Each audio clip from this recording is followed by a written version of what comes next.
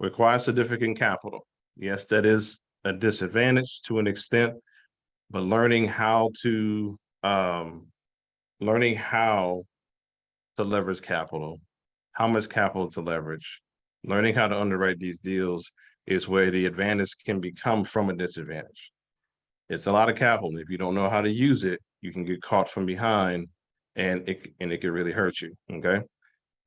Time and management. Yes, it does take time. This is not some fly-by-night situation. This is not something you're going to get overnight. Be careful with some of the propaganda you see out here. You can make money really, really fast. You can once you know what you're doing, which is why I'm glad you guys are here. Please don't underestimate 191 of you here. Shout out to y'all for real, for real. I'm telling you this for those who just came in here, this is the intro class today. The replay will be there. I'm trying to follow like some bullet point notes to make sure I give you as much general but overarching information to make sure that you understand how this real estate game is played. Okay. And any questions y'all have, definitely we can hold it to the end because I'm gonna go ahead and flow through because the majority of people like, let's keep moving. So time and management. The time it takes is gonna depend on your learning curve, right? And for me, like I said, I've been doing this for 17 years. I'm still learning. I don't stop learning. There's never gonna be a point where I'm like, I know the whole real estate game. I'm good. I'll take people's courses. I go here. I go to seminars. I just left one in New Orleans, in a whole nother industry. But I'm always going somewhere, learning from an expert that I've seen. Okay, that person's doing X, Y, and Z. I need to learn that. I'm gonna go. Okay. Impact of market conditions. We're in a perfect storm for that. You got so many things impacting this market. You want to be able to get under the smoke and figure out what's going on and how is things around us impacting the market. There was a point in time like, I ain't buying real estate right now. It's too choppy. Let's wait for things to calm down. That time has come now where things have started to calm down. It's a perfect time to buy. You may not hear that from everybody. I'm just giving you my perspective in this class. Risk of damage and loss. Yes, your properties can get damaged.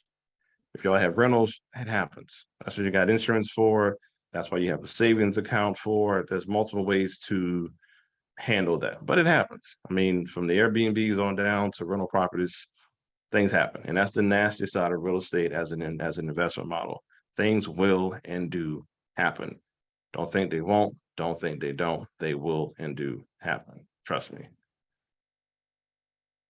Now, outlining strategy.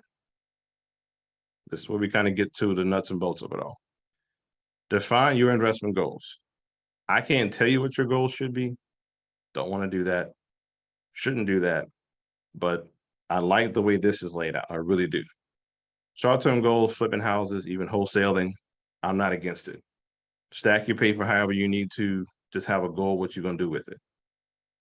Please do. Short-term is not bad. Like I said, I still flip houses to this day. If I need to get a certain amount of cash up, I can go flip a couple houses. I'm good with that. I like flipping because it keeps other people working. It keeps the general contractors working, yada, yada. It keeps me in the fold, keeps my boots on the ground. I love it. I really do. I probably will never get away from it. I don't wholesale, but I know wholesalers, right? And we'll get into what that is later on too. As I throw these things out, my methodology for teaching is, let me give it to you. You got the replay. You got the PowerPoint. When we're in class, and again, I got 4 degrees in college too, so I use the same methodology for that too. I'm gonna sit here and take bullet point notes. I'm gonna hear as much as I can. The notes that I'm gonna take are bullet points. So let me go back and hear that again. Let me go back. And then let me absorb as much as I can cognitively, because we're very brilliant people. So let's take that in. Let me go back and then study the notes, study the PowerPoint, study the replay later on. Okay. So I teach according to that. I'm gonna throw a lot at you. You got the links that y'all be taking down in the chat. I love it. You know what I'm saying? Let's definitely get into that. And we can go from there. Identify long-term goals, building a portfolio. I want y'all to think about it. You can think about it a little bit today, but definitely off this call. What kind of portfolio do you want? I don't know if anybody here has thought about it. You can put yes or no in chat. Let me know. But have you thought about it? Like, I want to have a couple single families. I want to have a section in the apartment complex. I want to have a golf course. I don't know. What do you want?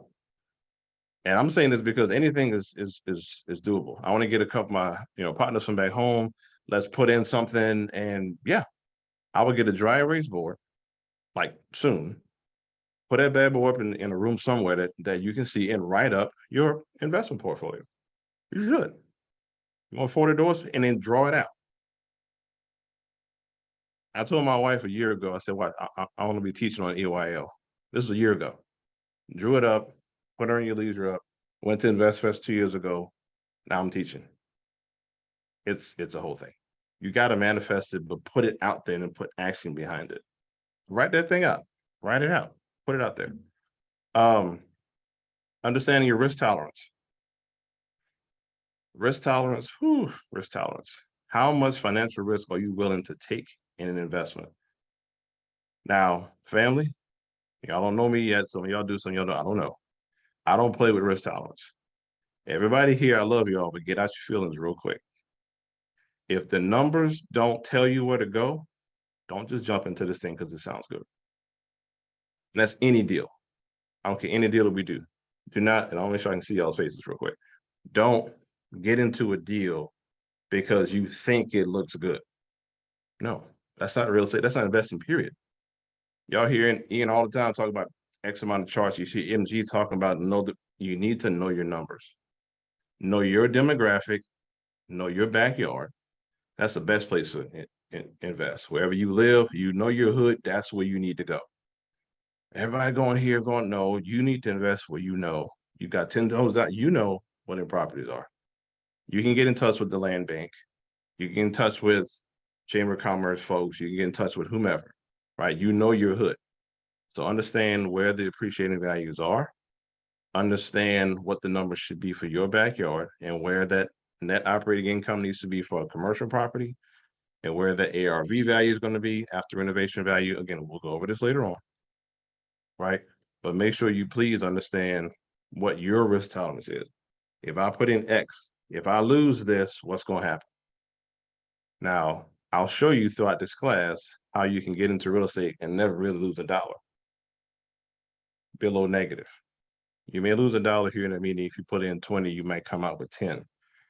I'll show you how to look at a deal to where you won't really lose any money at all. And there's a way to do that. How much financial risk are you willing to take on an investment? And that really means at the end of the day, if you put $20,000 in, if everything goes to hell in the handbasket, are you okay with losing that? Some of y'all are going to get around investors, hard money lenders, things of that nature. You have to be able to answer that question too. Your entrance strategy and exit strategy into these deals is going to be really important. Okay. Be mindful of the relationship between risk and reward. How much am I risking? How much am I going to make? For me, for real estate, I'm not trying to make a home run. Never have. But coach, you did $1 billion deal. You know what it took me to build up to that? It took a while. A lot of sleepless nights. I did that out of my car. Remember, 08, 09 was a real estate crash. So we lost our house in Katy. I had to move my family back to Lafayette. I came back to Houston and lived in my car for 3 months before I got that first deal. I was not going to stay in Louisiana. I love home, but I wasn't staying home. No. I saw what was coming. There's no way in the world. But living out of my car and having the old school wireless hotspots we used to use back in the day, the ones you plugged into the cigarette lighter, I use that to research my market. And that's how we did it. Trust me.